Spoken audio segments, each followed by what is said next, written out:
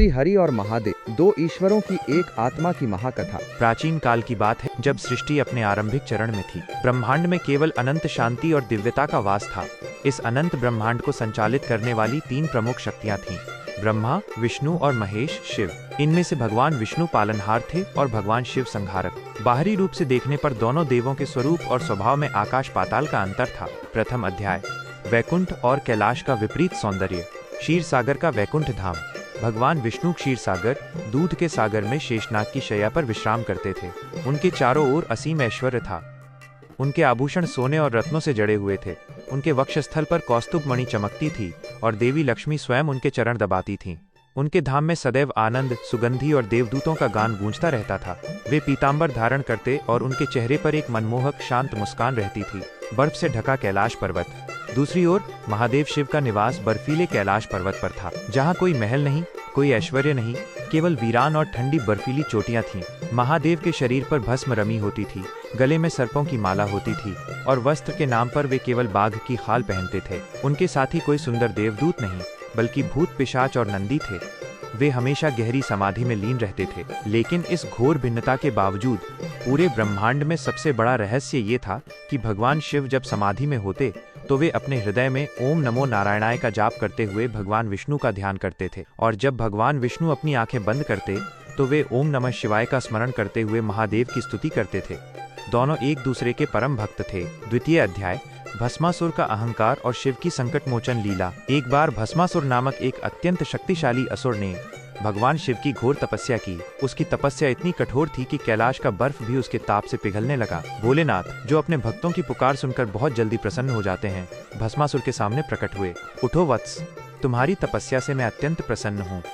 मांगो, तुम्हें क्या वरदान चाहिए? भस्मासुर, हे त्रिलोकीनाथ, मुझे अमरता का वरदान दें। सृष्टि के नियम के अनुसार अमरता किसी को नहीं मिल सकती, कुछ और मांगो। तब भस्मासुर ने चालाकी से कहा, तो हे प्रभु, मुझे यह वरदान दें कि मैं जिसके भी सिर पर अपना हाथ रखूं, वो उसी क्षण भस्म राख हो जाए। भोलेनाथ ने बिना सोचे समझे तथास्तु कह दिया। वरदान पाते ही भस्मासुर के मन में पाप आ गया। उसने सोचा कि यदि वो शिव को ही भस्म कर दे तो वो माता पार्वती से विवाह कर सकेगा और पूरे ब्रह्मांड का स्वामी बन जाएगा। वह वरदान का परीक्षण करने के लिए महादेव की ओर ही दौड़ पड़ा। महादेव ये देखकर मुस्कुराए और अपनी लीला रचते हुए वहां से अंतर्ध्यान हो गए। वे ब्रह्मांड में भ्रमण करने लगे और भस्मासुर उनके पीछे भागने लगा। नारायण का मोहिनी अवतार। जब यह दृश्य वैकुंठ में भगवान विष्णु ने देखा तो वे समझ गए कि उनके भोलेनाथ ने एक और लीला रच दी है और अब उन्हें हस्तक्षेप करना होगा। विष्णु जी ने तुरंत संसार की सबसे सुंदर स्त्री मोहिनी का रूप धारण किया। रास्ते में जब भस्मासुर महादेव को ढूंढ रहा था तब उसे मोहिनी दिखी। मोहिनी का रूप इतना मनमोहक था कि भस्मासुर शिव को भूल गया और उस सुंदरी के पास जाकर बोला, हे सुंदरी,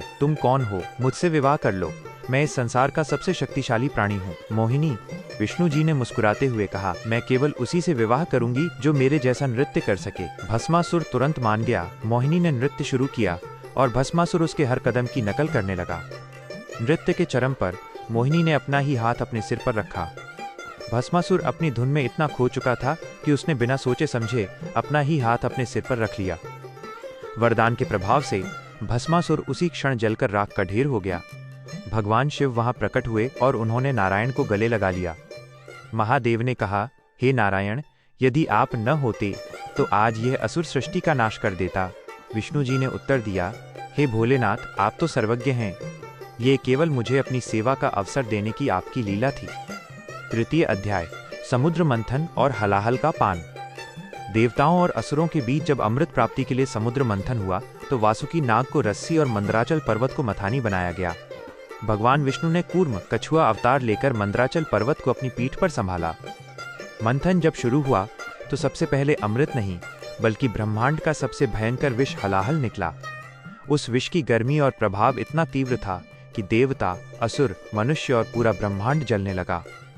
विष्णु जी और ब्रह्मा जी भी चिंतित हो गए। सबने मिलकर कैलाश की ओर दौड़ लगाई और महादेव की स्तुति की। देवता, हे नीलकंठ, हे त्राहिमाम, इस हलाहल विष से सृष्टि को केवल आप ही बचा सकते हैं। सृष्टि के कल्याण के लिए भगवान शिव आगे आए। उन्होंने उस पूरे हलाहल विष को अपनी हथेलियों में लिया और पी गए। लेकिन उन्होंने उस विष को अपने पेट में नहीं जाने दिया, क्योंकि उनके हृदय में भगवान विष्णु का वास था और वे नारायण को कष्ट नहीं पहुंचाना चाहते थे। शिव ने उस विष को अपने कंठ, गले में ही रोक लिया।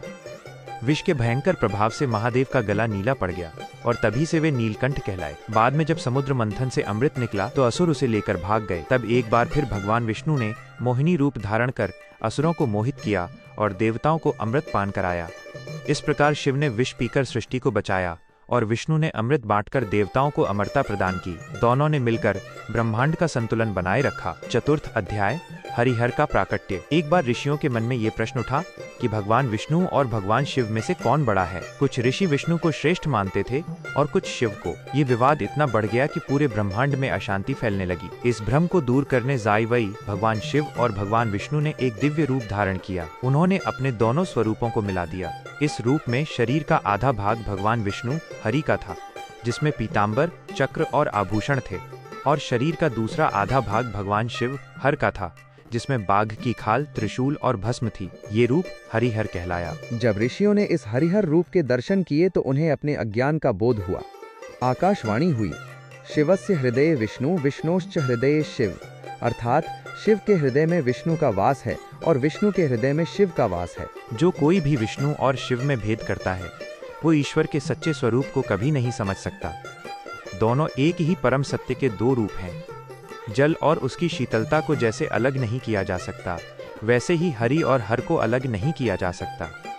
निष्कर्ष, भगवान विष्णु और भगवान शिव की ये कथा हमें सिखाती है कि संसार में प्रेम, सम्मान और निस्वार्थ भक्ति ही सर्वोपरि है। जब ब्रह्मांड के पालनहार और संहारक एक दूसरे के चरणों में शीश झुकाते हैं तो ये मनुष्यों के लिए एक संदेश है कि अहंकार का त्याग कर एक दूसरे का सम्मान करना चाहिए। यह कथा वास्तव में हरि और हर के अद्वैत स्वरूप का बहुत ही सुंदर वर्णन करती है।